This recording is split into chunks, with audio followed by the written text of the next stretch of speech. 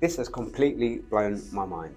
So we're going to have a look at, well, comparing buying a house in 2020 compared to buying a house today in 2024. So let's say you bought a house back in 2020 for £370,000. You put down your 5% deposit, so that would have been roughly 18,500, and you secured a fixed rate mortgage for 35 years at 2.39, so which would cost you about £989 per month.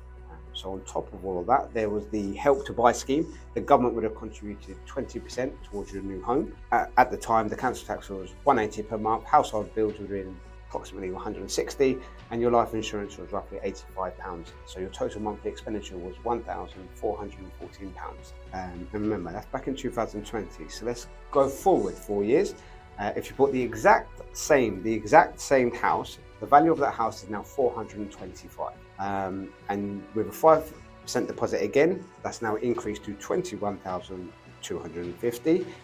Since the Help to Buy scheme no longer exists, you're responsible for the full amount.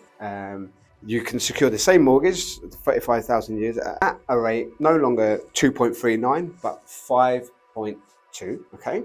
And your monthly payment would increase up to £2,089 per month. Mortgage alone, this is.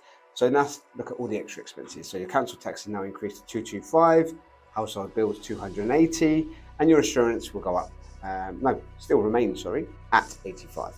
So your new monthly expenditure is 2,602. So that's an increase of 1,188 per month.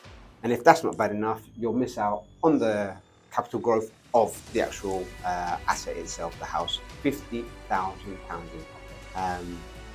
That's just crazy for me. What do you think?